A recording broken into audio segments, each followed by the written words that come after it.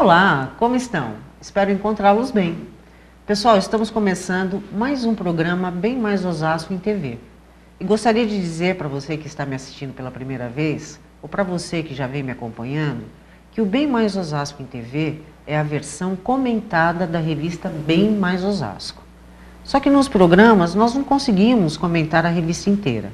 Então quero te convidar a acessar o nosso portal www.revistabemmais.com.br.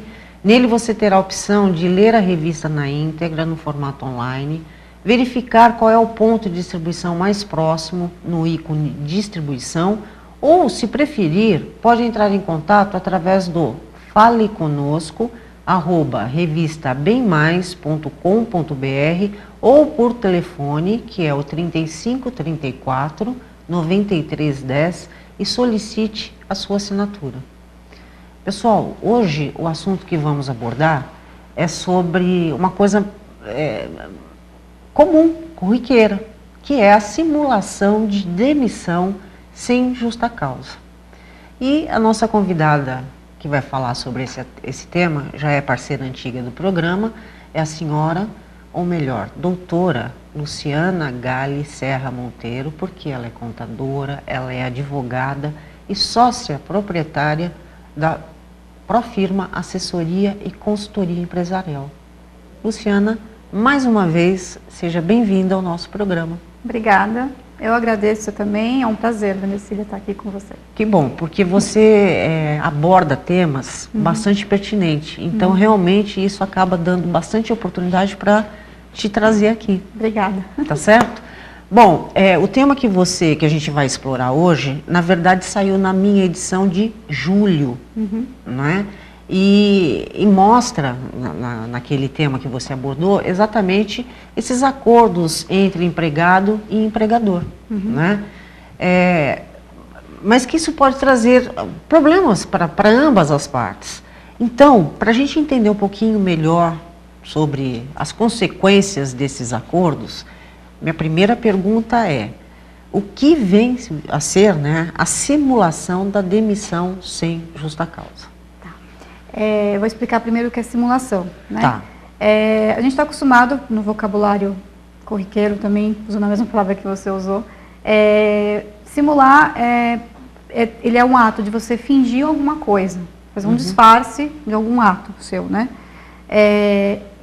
Desculpa, é um ato de disfarçar, né?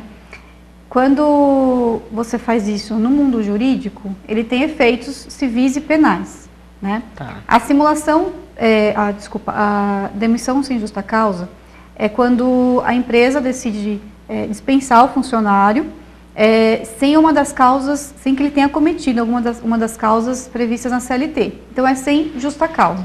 Então quando ela faz isso, a penalidade, né, a multa que ela tem é de 50% sobre o saldo do fundo do funcionário. Então desses 50%, 10% vai para a União Federal, né, e 40% vai para o funcionário. Então, você simula uma demissão, que é o que a gente vai ver mais adiante, né? Você forja uma situação de que, na verdade, não foi o que aconteceu. Interessante. Como que funciona isso no dia a dia? Então, como você bem colocou, é o famoso acordo, né? Que faz entre a empresa e o funcionário. Então, o que acontece? A pessoa, na verdade, deseja sair da empresa, né? E para usufruir do seguro-desemprego e para usufruir do saque do fundo de garantia, ela solicita à empresa para dispensá-la, né? Fazer a demissão sem justa causa. Então, quando ela faz isso, para convencer a empresa de fazer, ela começou a falar: olha, eu devolvo os 40% de multa que vai para o meu fundo, devolvo para você, para convencer a empresa a aceitar a situação, né? E é o que tem acontecido mais e mais, que a gente vê por aí no dia a dia. Inclusive, acompanhando a linha de raciocínio, se a multa é de 50%, então o funcionário ele não deveria devolver apenas 40%. É que 10% vai para a União Federal. Sim, mas saiu do caixa da empresa. Exatamente. Justiça seja feita, deve haver os 50. É 50 e não 40, né? Então já começa aí uma distorção. Uma distorção que acaba lesando também a empresa. A empresa, exatamente. Muito bem. E eu acho que você já explicou isso, mas eu vou te perguntar novamente. Por que esta prática da simulação, da demissão, é crime? Então, é crime porque a lei penal brasileira determinou dessa forma. Então, esse ato de fingir algo que não que é a simulação, né? Você cria uma situação da qual, na verdade, deveria ser outra, para conseguir alguma vantagem para si, né? E no caso envolve dinheiro público, acaba se enquadrando no artigo 171, parágrafo 3º do Código Penal Brasileiro. 171 é estelionato. Estelionato, exatamente.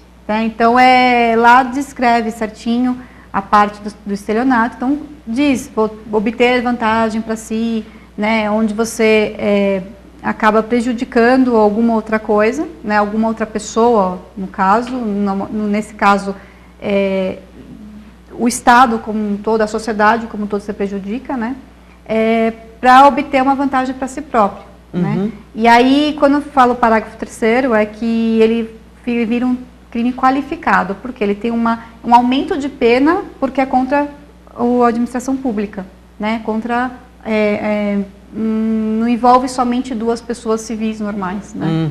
Envolve um todo, né? Uma sociedade. Luciana, me fala uma coisa, nesse caso, quem é enquadrado no estelionato? Apenas o empregador que solicita ou a empresa que aceita? No caso, as duas partes. Não, são as duas que respondem pelo crime. Então, nesse caso, vão responder os sócios da empresa, porque a empresa é uma pessoa jurídica, ela não vai responder por crime nesse sentido, né? É o sócio que responde, o que é um pouco mais grave, assustador, quando as pessoas quando você começa a explicar dessa forma para as pessoas que estão envolvidas nisso, né? E, no outro lado, o empregado que solicitou, o funcionário que solicitou. Então, nesse ano, teve uma condenação pelo Tribunal Regional Federal da Primeira Região, que acabou realmente causando impactando uma pena de reclusão para o empregado e para o empregador, ou seja, funcionário, sócio da empresa, né?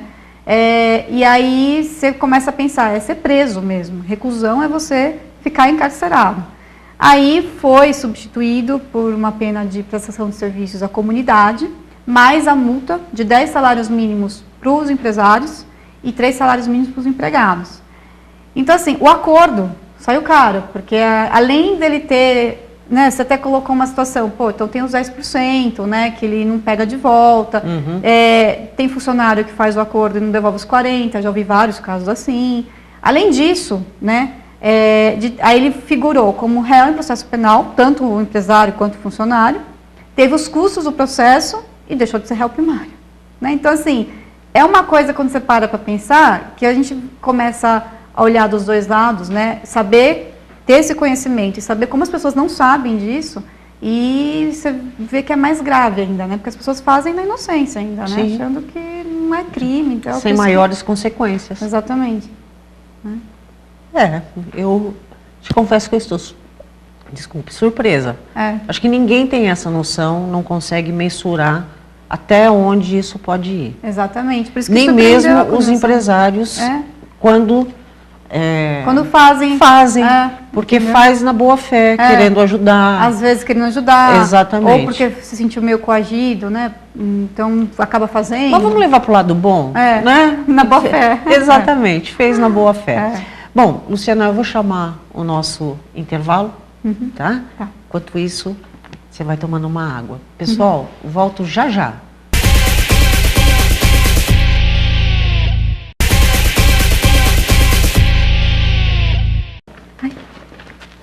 Pessoal, estamos de volta. Hoje o nosso tema é demissão sem justa causa, ou seja, o acordo que é feito para que isso aconteça nas empresas. E a gente está falando sobre crime, consequências. E a última pergunta foi quem responde por este tipo de crime. E a resposta foi que os dois, tanto patrão quanto empregado, correndo o risco, inclusive, de ir pro chilindró, não é isso? Então, você tem algum complemento ainda com relação a essa questão do crime? Sim, eu acho que vale a pena só dar uma explicada, continuando do crime, que é onde vem a parte que é uma fraude, né? Que é da simulação.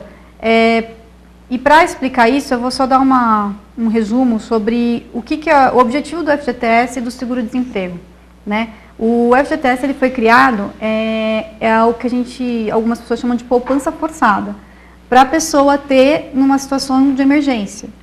E o principal é para a aposentadoria, né? Quando você já não tem mais muito ânimo para trabalhar, você já está mais idoso e tal, você precisa ter uma reserva, né? Então, o governo criou dessa forma porque as pessoas não têm o costume de fazer reserva. Então, para ter um respaldo nessa fase da vida, né?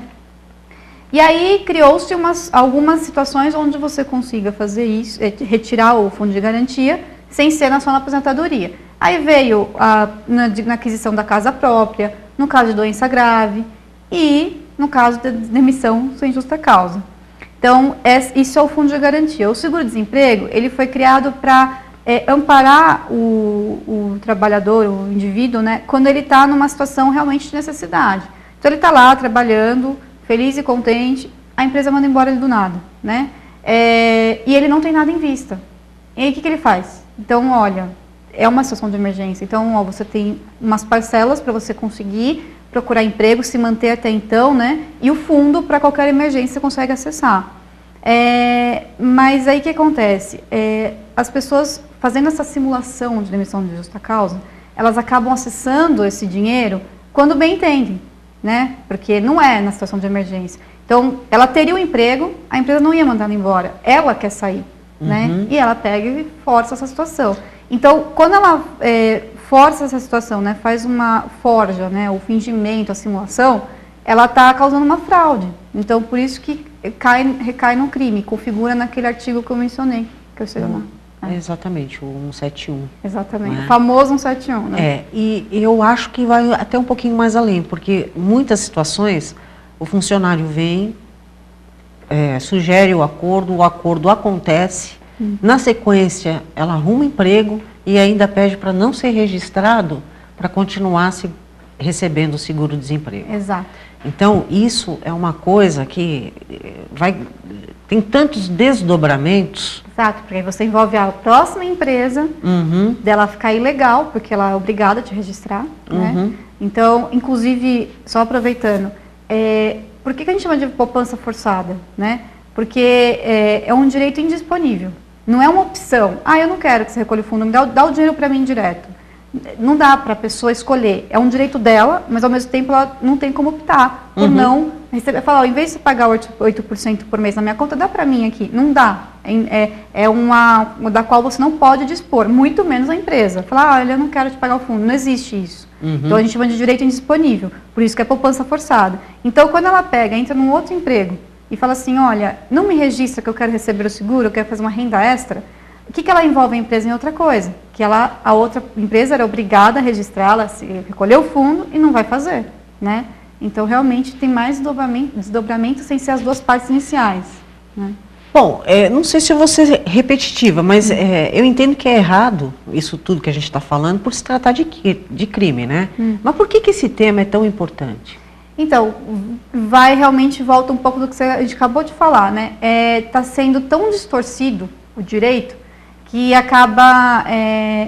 acaba percebendo que o que tem acontecido é um fenômeno, que vem acontecendo, que as pessoas estão acreditando que é um direito a qualquer custo, não mais nos reais casos de demissão de justa causa.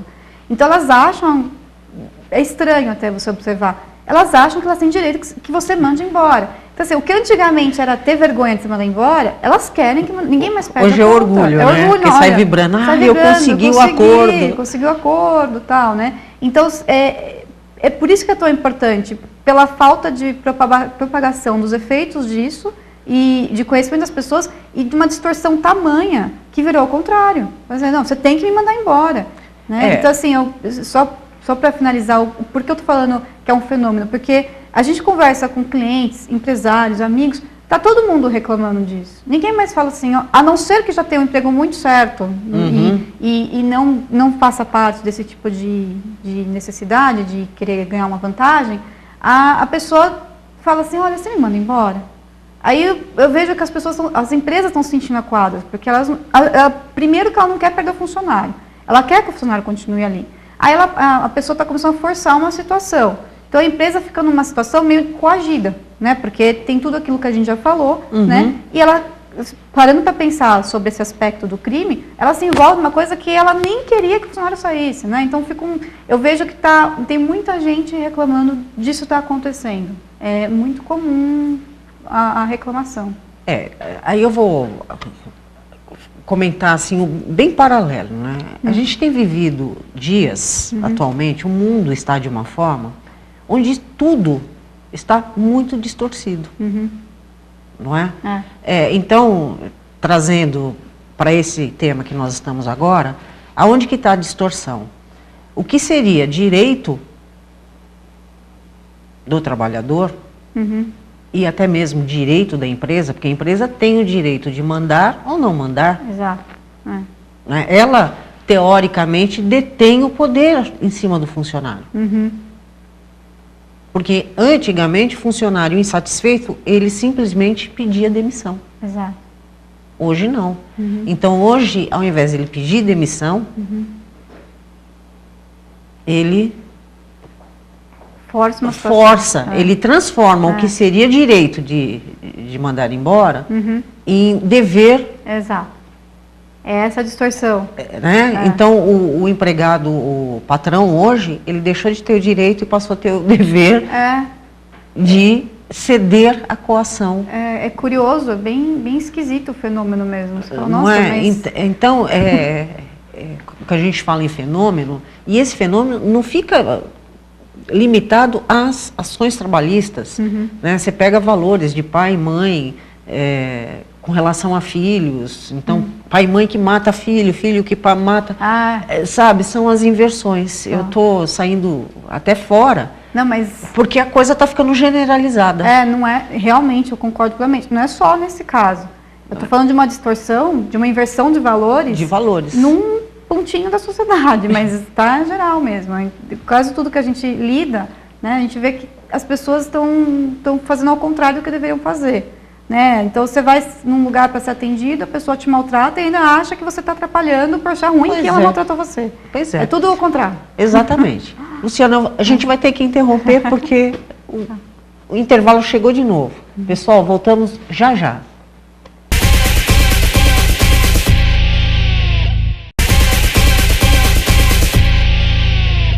Olá, estamos de volta. O nosso tema hoje é sobre acordos, né, entre patrões e funcionários. Muito mais do funcionário solicitando a demissão do que do patrão querendo demitir. E o último bloco a gente acabou falando aqui sobre inversão de valores. A gente poderia ficar discutindo por muitos dias, né, Luciana? Mas, enfim, me diga uma coisa. Qual é o impacto negativo dessa simulação, dessas fraudes, desses crimes, né, que vem sendo cometido aí? O impacto ele é grande, né? Se você analisar na sociedade como um todo, o recurso do Fundo de Garantia e do Seguro-Desemprego, ele é finito, né? Para alguém ter algum direito, alguém tem que ter alguma obrigação. Esse dinheiro tem que vir de algum lugar, né? Então esse dinheiro vem de todos, do Fundo de Garantia de todos, né? Então, quanto mais as pessoas vão usando desmedidamente e sem pensar nas consequências, mais ele vai acabar. Então, o impacto para todos, ele vai ser basicamente do recurso acabar mais rápido, mas tem o impacto individual que também reflete em todos. Primeiro, ela está cometendo um crime, a pessoa que faz isso, os dois lados, né? Mas quem iniciou, mais ainda, né?